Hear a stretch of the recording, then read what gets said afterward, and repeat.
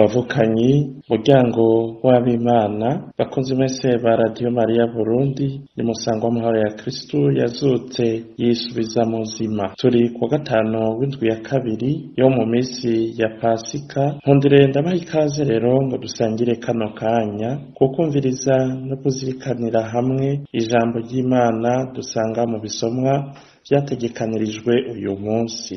Mu gisomwa ca mbere tuza kumva ingene umunyamategeko w'umufarisayo w'imvuga kuri umunyakuri yitwa Gamaliyeli yarekuje abatumwa ba Yezu mu gihe bari baciriwe ubwo gupfa. Mu nkuru nziza naho tubona Yezu akora igitangaro co kugaburira abantu isinzi akoresheje imikate 5 y'ingano n'ifi 2 gusa, utuntu tw'intica ntikize.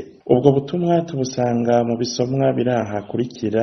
Igisomwa ca mbere tugisanga mu gitabo c'ibikorwa vy'abatumwa kigabane ca 5 akarongo ka 34 kugera kwa 42. Izaburi yo kwizera iryo jambo ry'Imana ni izaburi ya 26. Inkuru nziza nayo ni yo dusanga mu yashikirijwe na Yohani Mweranda kigabane ca 6 akarongo ka mbere kugera ku ka 15. Ikaze twumvirize iry'umukama ayagira biwe.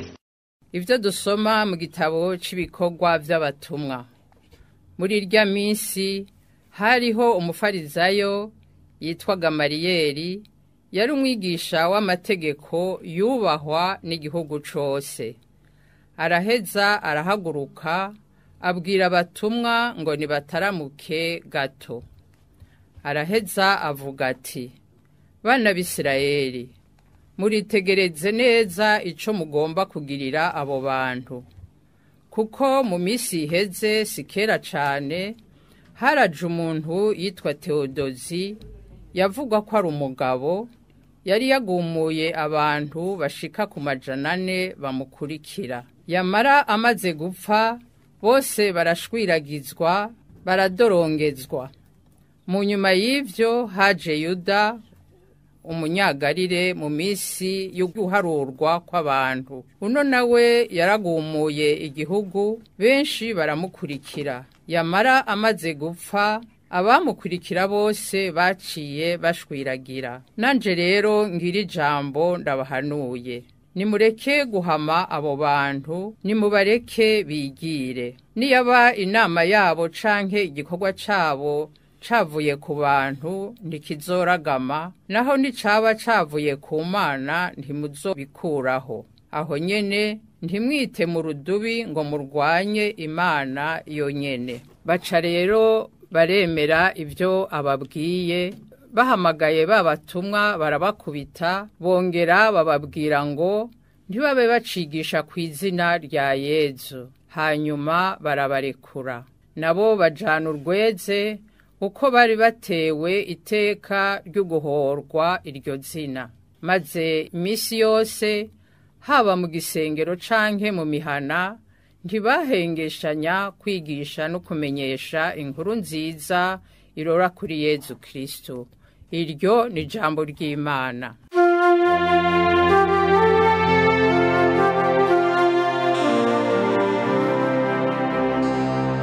Hari ikintu nsaba umukama nukuba mu ngoro yiwe. Hari ikintu nsaba umukama nukuba mu ngoro yiwe.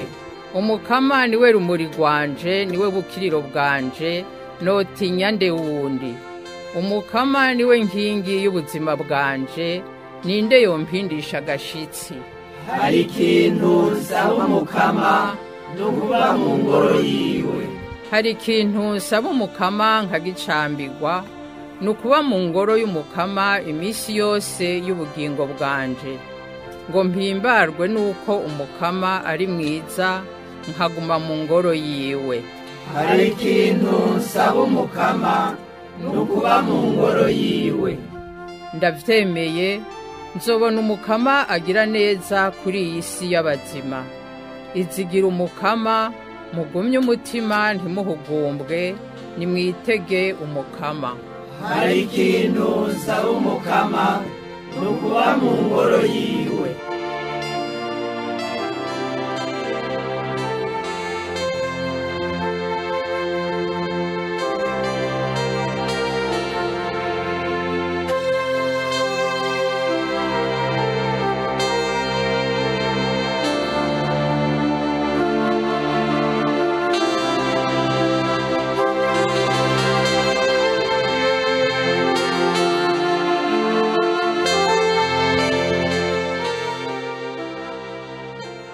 ivyo dusoma mu nkuru nziza ya Yezu Kristu nko yashikirijwe na Yohani Mweranda. Yezu yijabukira hakurya y'ikiyaga c'Ibugarire arico ca Tiberiyadi. Ishengera kabiri riramukurikira aho riboneye ibimenyetso akorera abarwayi. Yezu aduga ku gasozi yicaranayo n'abigishwa biwe. Pasika umunsi mukuru w'Abayahudi yari yegereje. Yezu rero ngo araramura amaso abona isinzi ry'abantu riza rimugana. Abwira Filipo ati, mbe ubona twogura hehe imikate yo kubagaburira? Yavuze gutyo ngo amugeze kuko yarazi neza icaza gukora. Filipo amusubiza ati, n'imikate y'amadenari y'amajana 2 ntiyokwira kugira ngo umwe aronke n'akamanyu na gatoyi.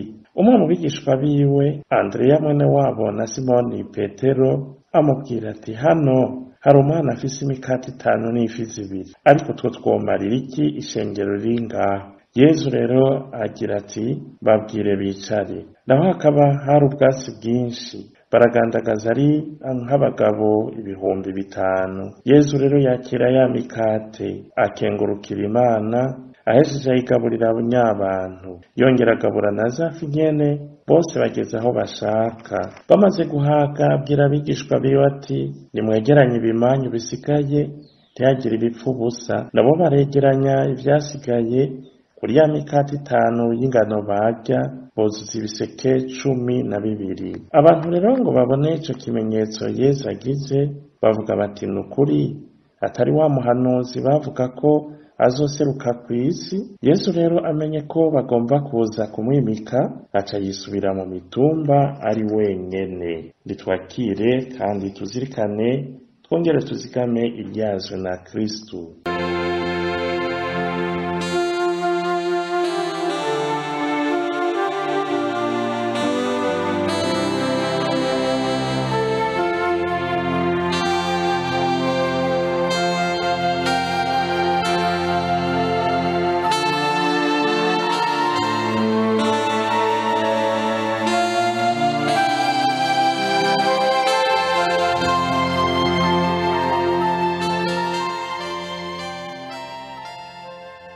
Bavukanyi bakundwa b'umukama, burya ivy'Imana ikora kubwo ububasha bwayo burengeye vyose n'agatangaza, birashika ubwenge koko. Kuko twavyumvise mu gisoma ca mbere, mu gihe b'abatumwa ba Yesu batahesha mu kwigisha atabwoba ko Yesu yazutse, umwe abakuru mu ntwaro no mu idini bari bicishije bamubambishije ku giti c'umusaraba. Abakuru b'abahereza nkuka, ibihangange mu vy'amategeko n'abandi bategetsi bo hejuru bari bakoranye ko muri sentare Rubamba babacira kwicwa kuko babagiriza kugumura igihugu mu mugararizo. Batubwira ko iyo sentare yari igizwe n'ibihangange y'abantu b'abanyamategeko n'abandi bakomakomeye bashika 71. Ubwo bakatubwira yuko iyo sentare nkuru ya zose kugira ngo yoba ari nk'agasambura amanza, ko yaca urubanza ikarushikiriza, mugabo ivyerekeye kurukurikiza yaba ari umurongozi w'abakoroni yabiterera ku gikumu. Uvuga ko hari akanya rero hagati y'ukumviriza, kukwihweza no kurushikiriza be no kurushira mu ngiro. Nako kanya rero uyu Gamariyeli, umwe muri ivyo bihangange,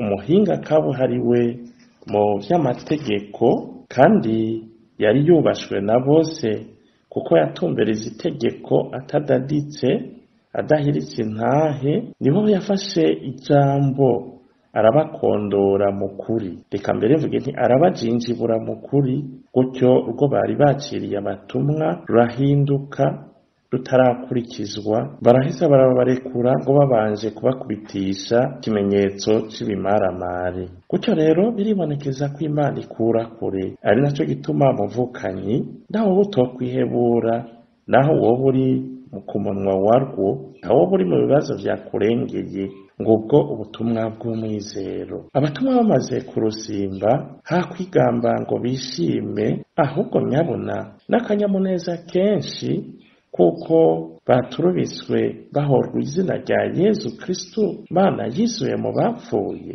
Baciye bakomeza ubutumwa bwo kwigisha izuka rya Kristo, mbere ngo bitse inyigisho zabo n'ibitangaro bakora ku bw'iryo zina nyene rya Yesu. Mbega wewe canke jewe, iyo Imana inteye iteka mu kunca ko igitangaro kigakoreka, mbega nifata gute? Inyifato ngira niyihe? Ndaca bugufi ngakeguruka canke ndinahaza mu bantu nironderera kumenyekana no guhabwa icubahiro gusa, tutibagiye mbere n'agashimwe?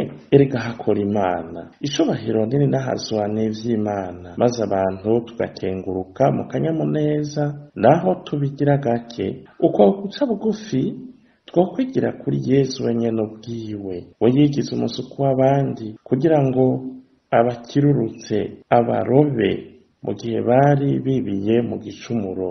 Mu mpera y'ikigabane c'inkuru nziza twumvise, Yesu ntiyashimye ishimagizwa ry'abantu ngo bamwimike nk'umwami, aho amariye kugaburira isinzi ry'abantu akoresheje duke bari bafise, ngo imikate 5 y'ingano n'ifi 2 vyari bifiswe n'umwana nk'impamba yiwe yaburankwiye.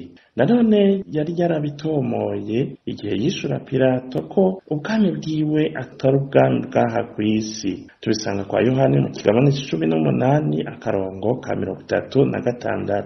Igitangaro Yesu yakoze mu kugaburira abo bantu isinzi, yashimye kugikora aciye ku bantu kugira ngo abigishe kwitwararikana no gusabikanya mu vy'Imana yabahaye. Nico gituma yabanje gukangura n'abatumwa biwe bonyene mu kubakebura ngo biteho abo bantu. Naho Filipo yasa n'uwavyamiriye kure ko bidashoboka, kumwe duhora natwe twitwaza ubukene, ngo naje ntaco nkuryanye, ngo nta n'ubwacumbishijwe kumwe mfise, ntaco nirengeje. Andrea we yararanze ahari na duke umuntu yofatirako, naho nawe nyene atabona ko vyokunda. Muri vyose Yesu yagumye akoresha abatumwa biwe kugira ngo basangize ku butumwa bwo kwama bitwararika abantu, cane cane abari mu bibazo vy'ubuzima, nk'aba bari barembejwe na kigoyi. Bavukanye ngo ubutumwa umuntu wese ahawe, cane cane twebwe abakristu, ngo twugurure imitima yacu, twoye kwigungirako, ariko dusabikanye no muri bike dufise. Tureke Imana yikorere muri twebwe kuko atakiyinanira. Twumvise kandi ko Yesu yabakebuye ngo ivyasigaye bibikwe, ikimenyetso c'uko agomba ko batumwa bitwararikana kazoza kabene wabo. Erega ni ya Ukaristiya ishingurwa mu itabernakulo kugira ngo nabo hanyuma baronke. Ariko cane cane yashatse yuko umwe wese yitwararika n'uwutahari kugira ngo nawe nyene ashikirwe n'urwo rukundo rudahera. Ibi byo twosaba Umukama kugira ngo aturonse umutima wugurutse, twamena ntaryo tumushira imbere mu mvugo no mu ngiro vyacu, dushobore kwitwararikana hagati yacu. Amen.